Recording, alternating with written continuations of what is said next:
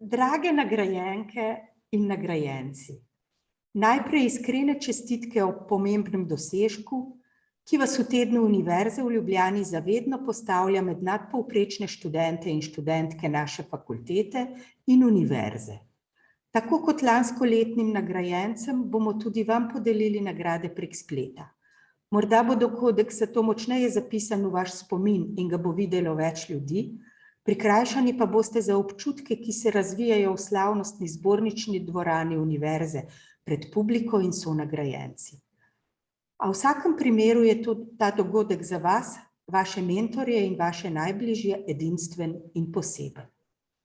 Lansko študijsko leto je bilo naporno, ker je skoraj v celoti potekalo prek spleta.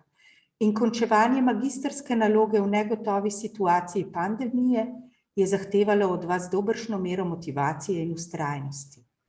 A kadar motivacija prihaja od srca in jo poganja radovednost, strast do raziskovanja in ustvarjalnost, ljubezen do novih spoznanj in prepričanje, da vsak od nas lahko doprinese kamenček v mozaik napredka in znanstvenega razvoja, nam to daje več zadoščenja kot nagrada. Vseeno pa je družbeno priznanje potrditev, ki znanstveni radovednosti daje samozavest in s seboj prenaša tudi odgovornost.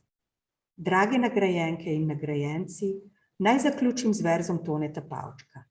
Sreča ni v glavi in ne v daljavi, ne pod palcem skrit zaklad.